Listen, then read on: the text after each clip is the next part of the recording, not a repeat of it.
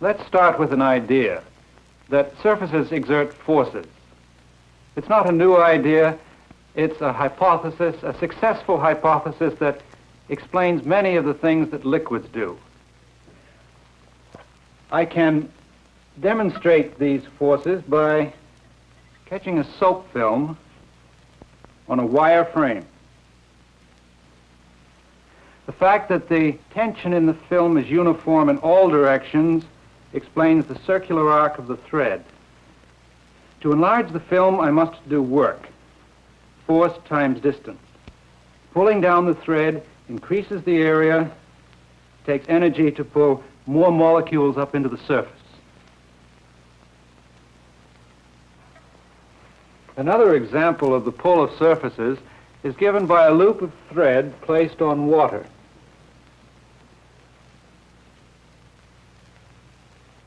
Soap molecules lower the surface tension of water. The higher pull of the outer surface pulls the loop into a circle.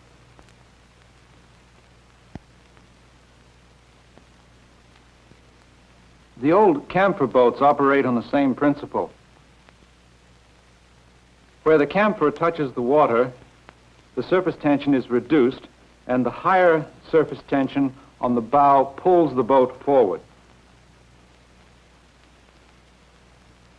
Particles of camphor scraped onto a water surface will also move. The camphor dissolves unevenly around the edges.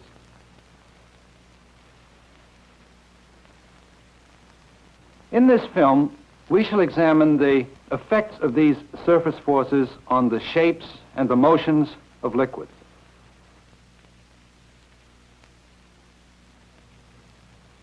The angles at which surfaces intersect are determined by the pull of surfaces. If three soap films meet, they must meet symmetrically in order for the pull of the surfaces to balance. The angles are all equal, all of 120 degrees. More than three films cannot intersect, except momentarily. You can see that four films meeting are unstable.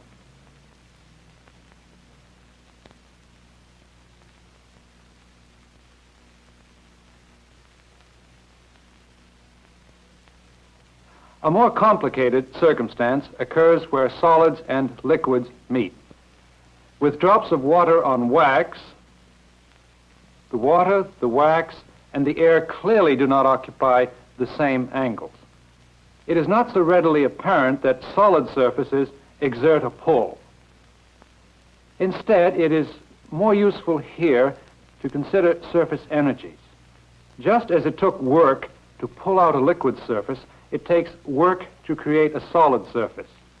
The contact angle is that which leads to the minimum available energy of the system. Here is mercury on glass. Notice that the mercury angle is larger than 90 degrees. If the liquid angle is larger than 90 degrees, we say that the liquid does not wet the solid.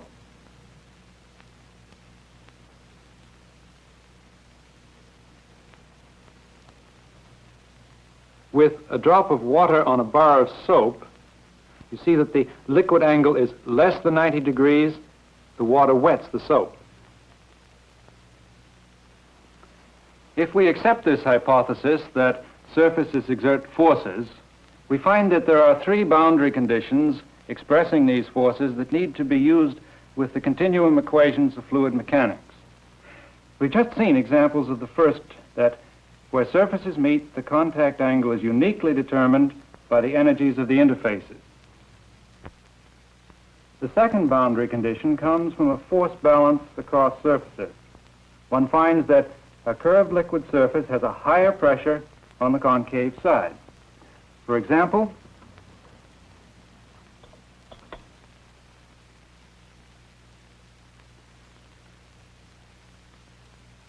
the higher pressure inside forces the smoke out.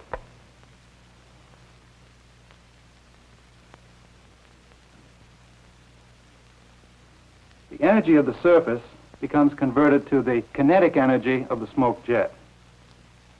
We can calculate this higher pressure. Consider the upper half of a gas bubble immersed in a liquid. Surface tension will pull down all around the equator with the total force equaling the surface tension expressed as force per unit length times the length of the circumference. That must be balanced by an upward force, the pressure difference, times the area at the equator. This simplifies to the pressure difference equaling twice the surface tension divided by the radius of the bubble. A soap bubble, because it has both an inner and an outer surface, would have a pressure difference twice as large. The spherical case is a special case of the more general equation that involves the two radii of curvature necessary to specify curvature of a surface. A spherical bubble has these two radii equal. This equation also indicates that the pressure inside small bubbles must be large. It suggests that an infinite pressure difference would be required to generate new bubbles. And it is, in fact, very difficult to make new bubbles. We apparently see many being generated in boiling water, for example. These, and practically all of the bubbles you will ever see, are not new. They are pinched-off enlargements of other bubbles, usually of vapor pockets in cracks where liquid has never completely penetrated. This glass beaker was carefully cleaned. It contains very little dirt with cracks to act as bubble sources.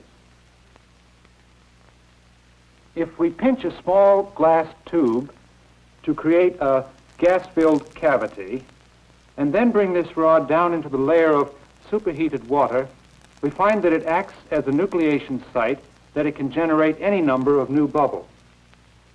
The vapor cavity never completely disappears. A small amount always remains ready to act as a new nucleation site. Actually, it is possible to make new bubbles in a liquid, but you won't do it by normal boiling. Water carefully cleared of all bubbles can withstand a tensile stress of over 5,000 pounds per square inch. Water molecules attract each other so strongly that it takes at least that much tension to pull them apart. When a liquid contains a large amount of dissolved gas, such as carbon dioxide, it comes out as bubbles.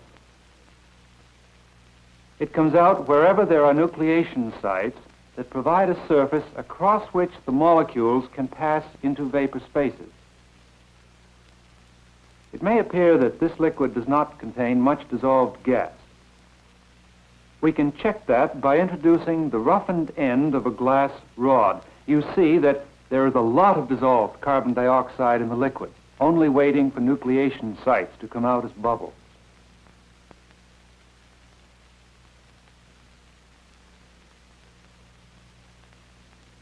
The water in this faucet is being held up against gravity by surface tension. Notice that the curvature is sharper at the bottom of the drop to withstand the higher hydrostatic pressure there. When the weight of the drop gets too large for the upward pull of surface tension around the drop, it falls. If these drops had been alcohol with its lower surface tension, they would not have been so big. One of these burettes is filled with water, one with alcohol. The alcohol, with its lower surface tension, comes out as smaller drops.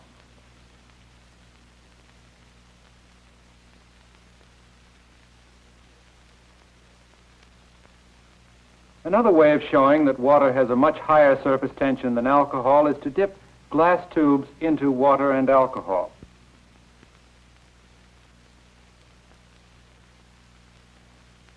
Both liquids wet the glass, so each upper surface, or meniscus, is curved upward. The liquid therefore rises until the pressure difference caused by the curved interface is balanced by the downward weight of the liquid. The water rises more than twice as high as the alcohol, even though it is heavier. When a liquid wets a solid that has holes or crevices in it, it will be sucked in more and more strongly as the crevices get smaller and smaller. We can see this with two glass plates, touching on one side, but slightly separated on the other by a paper clip. The water rises between the plates, in this case into a hyperbolic curve, higher where the plates are closer. If a crevice is small enough, capillary action can raise liquids hundreds of feet high. On the other hand, if a liquid doesn't wet a solid, it tends not to enter whole. This is the principle of waterproofing cloth. All such capillary actions can be explained in terms of the two boundary conditions, the contact angles made by the liquid with the solid, and the pressure differences caused by the curved interfaces. Surface forces and the pressures they cause are the controlling factor in the breakup of jets and sheets of liquid. A cylinder of liquid, like this, will always break up into drops.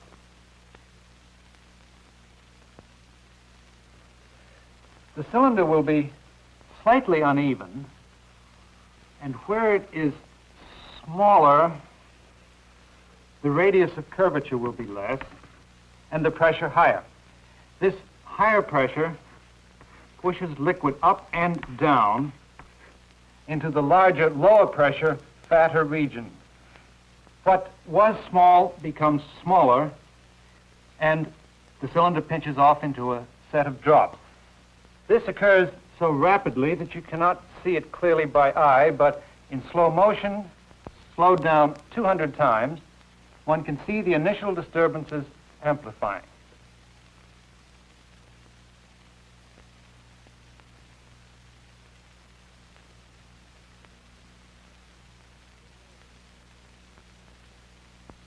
Lord Rayleigh calculated the speed at which these disturbances would grow, and he found that for a disturbance wavelength of about 4.5 times the diameter of the jet, the disturbance would grow most rapidly. This is about what one sees happening.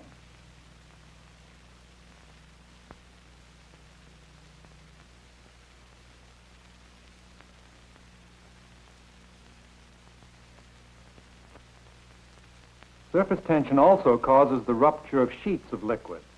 This soap film, being shown in slow motion, slowed down 300 times, will be touched by a pencil that has been dipped in alcohol.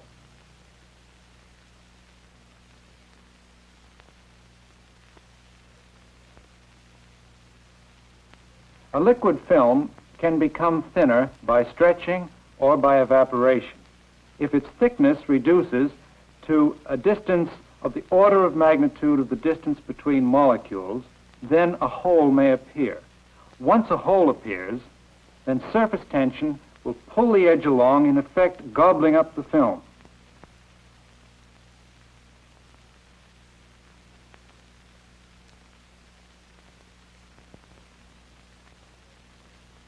The pulling force of the film, twice the surface tension, is balanced by the momentum flux of the liquid entering the rolled up edge.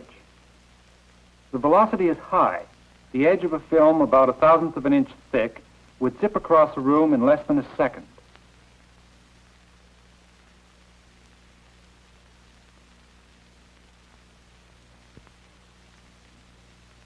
Another jet breaking up into drops is shown here, where a water jet falls on the end of this metal cylinder. In slow motion, the breakup shows more clearly. The rolling up edge advances into the sheet of liquid, advancing faster where the sheet is thinner.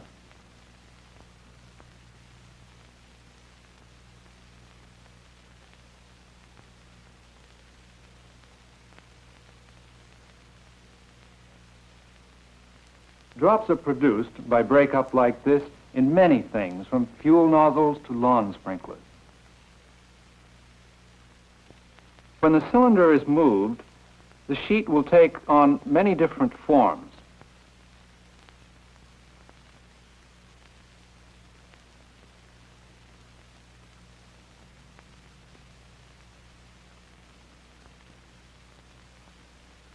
It can even bend back sharply upon itself, apparently violating conservation of momentum.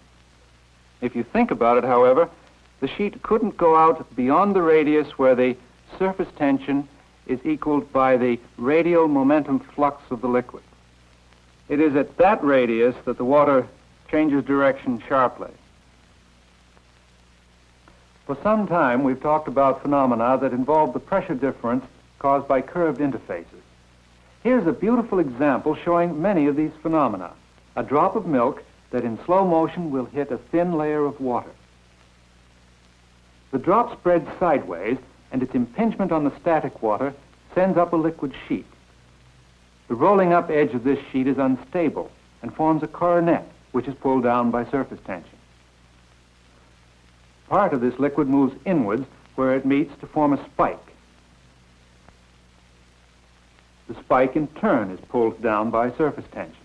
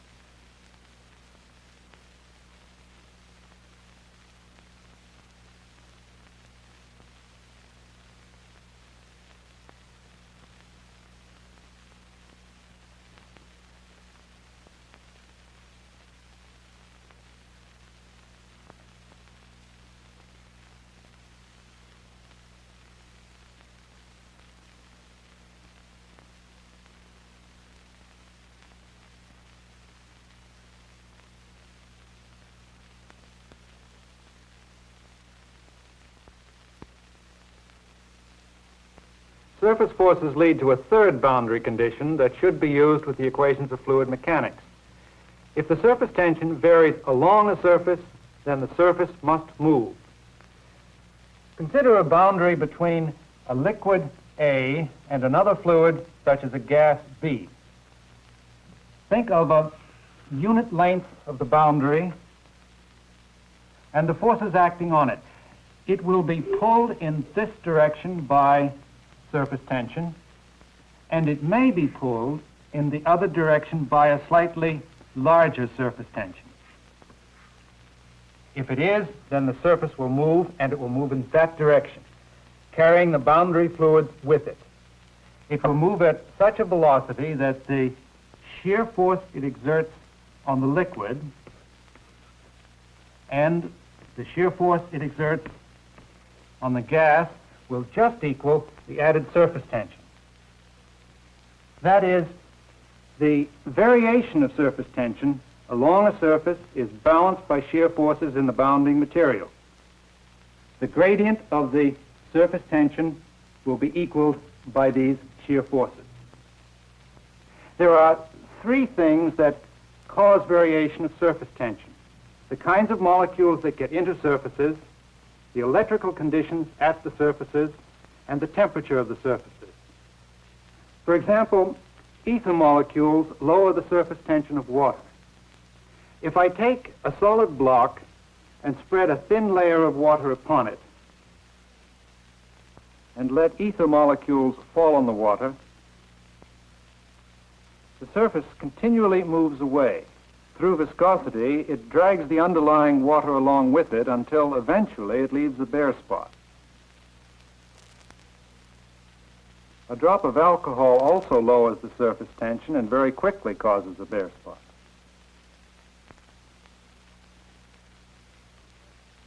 This surface tension pumping action shows up well with a dyed mixture of alcohol and water. Swirling the mixture around the glass leaves a thin film on the side. Evaporation of alcohol from that film causes it to have a lower proportion of alcohol and therefore a higher surface tension than the deep liquid in the bottom of the glass. The surface continually moves up to the high surface tension region, dragging liquid up with it.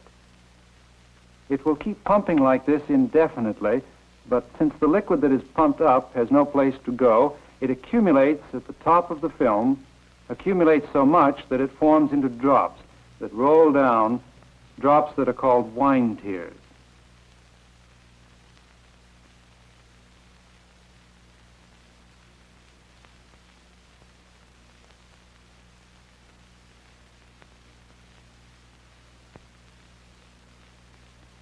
Notice that the drops have difficulty getting back into the deep liquid. Perhaps you can figure out why, remembering that they have less alcohol in them than the bulk liquid.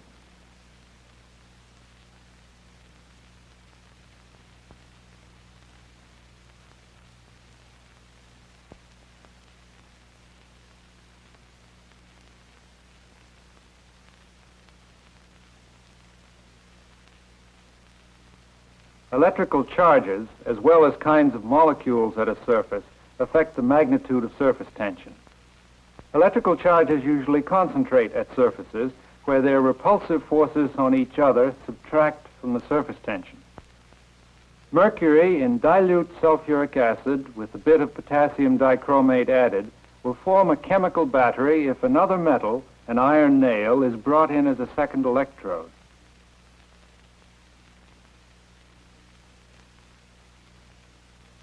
When the two metals touch, the battery is short-circuited and the charge density on the mercury surface is reduced.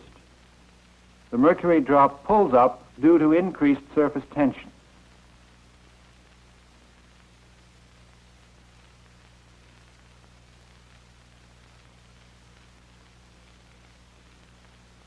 With just the right position for the nail, the mercury will set itself into oscillation, repeatedly short-circuiting the electrical charges that build up when the mercury is not touching the nail.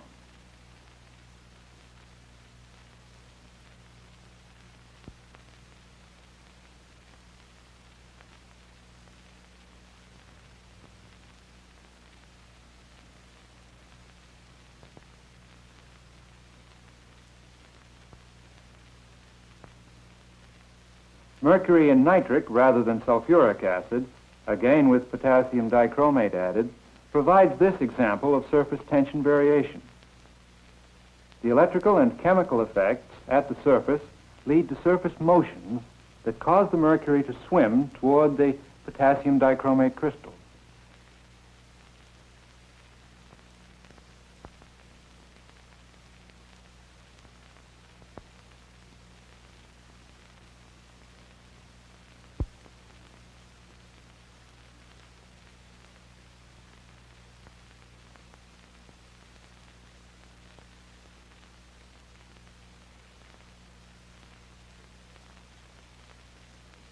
The third way to vary surface tension is to vary the temperature of the surface.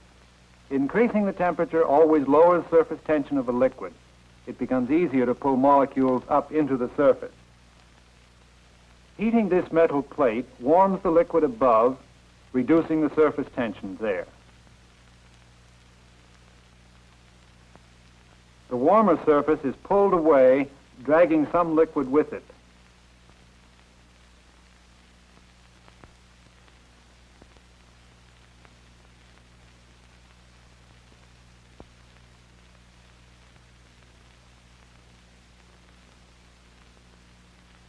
The opposite happens with an ice cube. Liquid above becomes cold, has a higher surface tension, so nearby liquid is pulled into the cold regions, causing humps rather than depressions. Now let's imagine what should happen to a gas bubble immersed in a liquid when the liquid has a temperature gradient. When, for example, the liquid is hot there and cold here. The cold side of the bubble will have a higher surface tension than the warm side. It will therefore pull surface around from the warm side. Surface will be generated here, flow around the bubble, and disappear at the cold end. This movement of surface with its viscous drag upon the boundary fluid will pick up a sheath of liquid and jet it off the back end. By jetting liquid this way, the bubble propels itself that way. It will swim up the temperature gradient, always moving to the hot region. Here we have a bubble. It moves to any hot region.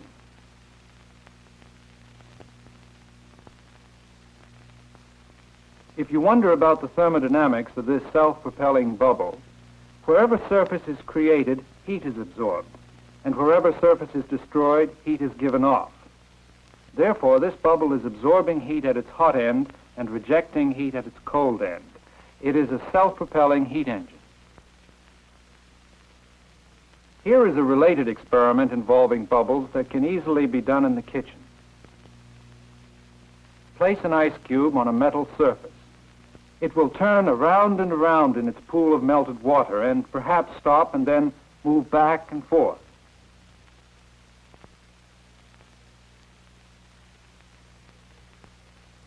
This motion is caused by bubbles that attach themselves to the metal under the ice.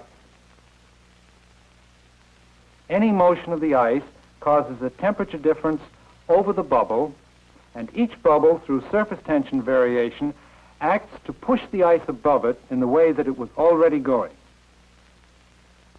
If you try this, use homemade ice cubes, the kind that have bubbles in them.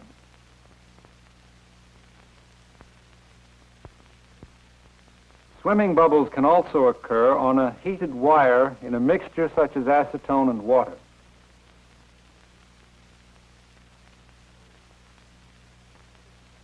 At low rates of heating, bubbles of acetone and water vapor are generated at nucleation sites on the wire, but instead of rising off the wire, they will swim along the wire in a stately parade.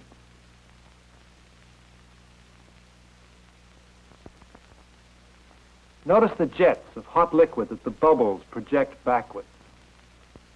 A moving bubble surface drags hot liquid backwards and jets it away from the cold end. The velocity of those jets suggests that the bubble surface is moving quite fast, about 1,000 bubble diameters a second. That is part of the explanation of why they move along the wire. Once they start moving, the wire is colder where they have been and hotter where they are going, so they just keep going to where it is hotter.